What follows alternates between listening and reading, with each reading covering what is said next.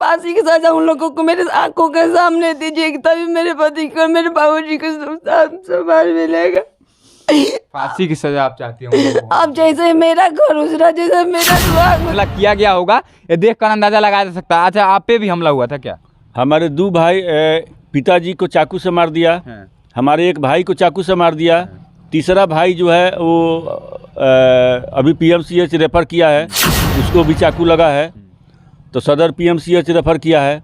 हम पर चाकू चलाया, लेकिन भगवान के भरोसे। अभी मैं बिहार के छपरा जिले के बनियापुर थाना क्षेत्र के अंतर्गत हूँ और यह भकुरा बिट्ठी गांव है। यहाँ पर थोड़ा सा जमीनी विवाद के कारण कुछ दबंग लोगों के द्वारा एक परिवार के 2 सदस्यों को जान से मार दिया गया। उसमें से एक लड़के की शादी मात्र 1 महीना से कम समय हुआ पहले हुई थी। सोचिए कि उसकी पत्नी के ऊपर क्या बीत रहा होगा, उस परिवार के ऊपर क्या बीत रहा होगा जिसके घर में शहनाई बजी हो मात्र 15 दिन 20 दिन पहले। उसके परिवार को चाकुओं से इस तरह मार दिया गया जैसे कि पहले से प्लान किया गया हो और उस गांव के दबंगों के द्वारा उनका भी घर यहीं पर है। उन लोगों के लिए मैं क्या कहूं मुझे नहीं पता, लेकिन इतना जरूर कह सकता हूं कि बिहार का प्रशासन लचर है, जिसके कारण लोग दिन दहाड़े आकर के मार देते हैं और सुरक्षित रह जाते हैं। परिवार आज दुखी है, 2 लोगों की जान चली गई है और दिन दहाड़े सुबह 9 बजे का समय चल रहा था 11 तारीख को जब मार दिया गया है। और मात्र 15 से 20 दिन पहले इस घर में शादी हुई थी। आप देख सकते हैं कि अभी भी जो हिंदू धर्म रीति रिवाज के साथ लगा रहता आम का पत्ता वह दिखाई दे रहा होगा आपको। और मात्र 1 महीने से कम समय में जहाँ शहनाई बजी है वहाँ 2-2 आरती उठ जाती है। सोचिए उस परिवार पर क्या बीत रहा होगा, उस बीवी पर क्या बीत रहा होगा जिसके मांग में सिंदूर मात्र 15 दिन पहले भरा हो और वह विधवा कहला रही है। उनके परिवार से हम बात करते हैं और जानेंगे कि आखिर ये लोग क्या मांग कर रहे हैं और उन लोगों के खिलाफ क्या होना चाहिए जिन लोगों ने पूरे परिवार पर एक साथ हमला कर दिया। उन लोगों के साथ क्या होना चाहिए। क्या नाम है आपका? मेरा नाम रमेश दुबे है। अच्छा, एक बात बताइए, आखिर ये घटना 11 तारीख को कितना बजे सुबह में हुआ था? ये सुबह 9 बजे हुआ था। मेरे भाई का सवैया था, 15 दिन पहले शादी हुआ था और उस दिन सवैया था। हम लोग सवैया मनाने के कारण घर में अपना विधि व्यवहार के में उलझे हुए थे।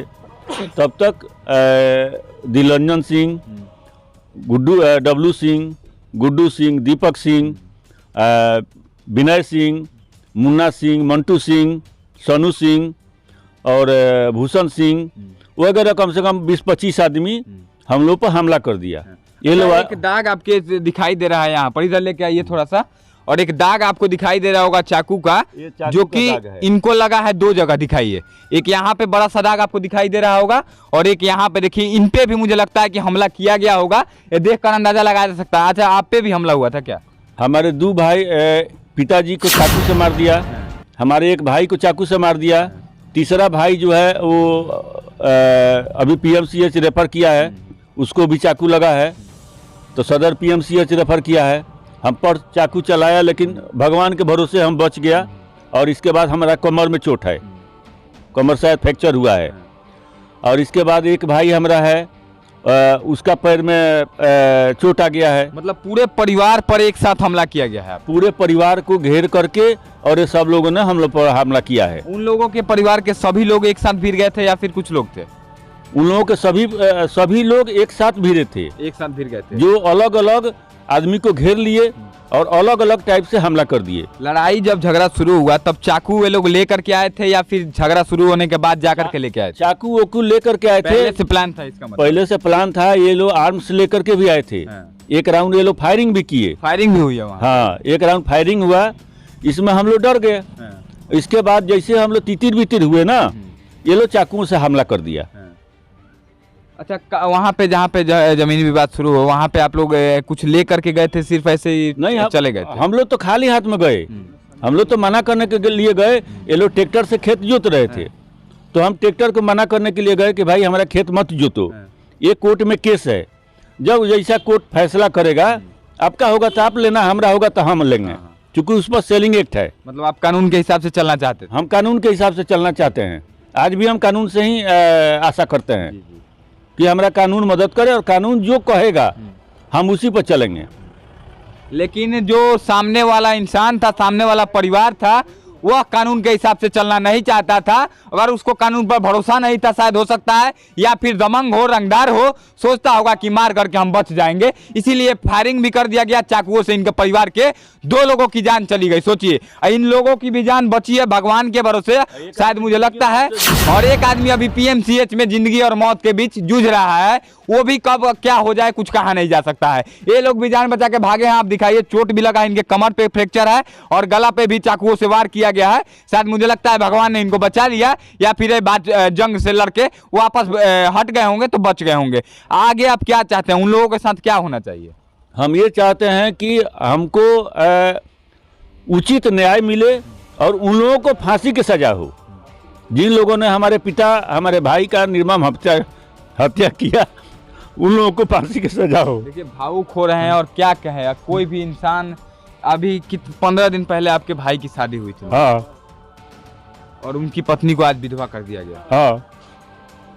देखिए आपके जितने भी स्थानीय मंत्री भी हमारे हैं यहाँ के ही पास के, जितेंद्र कुमार राय जी, उनसे भी मेरा आग्रह होगा कि कम से कम इस परिवार के पास आ करके जिन लोगों ने इनके परिवार को आज तहस नहस कर दिया है, बर्बाद कर दिया है, एक लड़की की जिंदगी को, इनके पूरे परिवार को, उन लोगों को कड़ी से कड़ी कम से कम फांसी की सजा हो, ताकि एक दहशत जाए कि आज से पहले जितने भी लोगों का हत्या करते आ रहे होंगे, मुझे लगता है इसके पहले भी उन लोगों के खिलाफ क्राइम का रिकॉर्ड है। जितने भी चाकू से हमला किए हैं, एक आदमी खाली अरेस्ट हुआ है, बाकी सब लोग खुला घूम रहा है।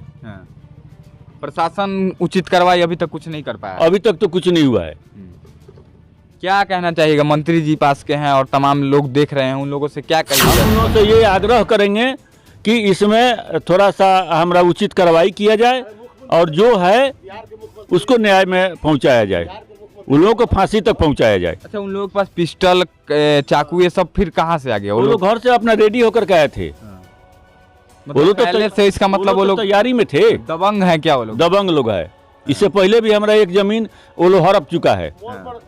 ये पूरा गैंग बना हुआ है, मतलब बाहुबल दिखाना चाहते हैं। ये लोग, ये जितने भी हैं, ये सब पूरा एक ठो गैंग बना हुआ है। वो सब लोग जमीन हड़प रहे हैं। देखिए अब हम क्या कहे, उस बेटी से हम बात करना चाहेंगे थोड़ा सा कि आखिर उनके ऊपर क्या बताए। उस दुख दर्द को तो हम बांट नहीं पाएंगे, लेकिन मेरा प्रशासन से आग्रह होगा कि कम से कम इस परिवार को इंसाफ मिले, क्योंकि ज़्यादातर मामलों में दबंग लोग पैसा देकर बच जाते हैं।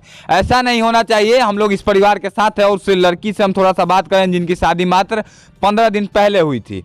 सोचिए कि क्या बीत रहा होगा। उनके पास हम चलते हैं और बात करते हैं कि आखिर उनका क्या कहना है। उनके पति को मार दिया गया, 15 दिन पहले ही शादी हुई थी इसी घर में। देखिए क्या कहे, यहाँ पर हम लोग मतलब बोलना भी मतलब समझ नहीं आता है क्या बोला जाए। देखिए 15 दिन पहले मात्र शादी हुई थी और आज मांग का सिंदूर उजड़ गया। मात्र 15 दिनों में इनका, सोचिए कि शादी हुआ और आज इनको विधवा होना पड़ा। अब इनसे हम क्या बात करें समझ में तो नहीं आता है, लेकिन पूछना जरूर चाहेंगे कि आखिर उन लोगों के साथ क्या होना चाहिए जो लोग इनके पति को दिन दहाड़े आकर मार देते हैं और इनको विधवा बनाकर चले जाते हैं। देखिए, क्या नाम है आपका? हमारा नाम बेबी दुबे।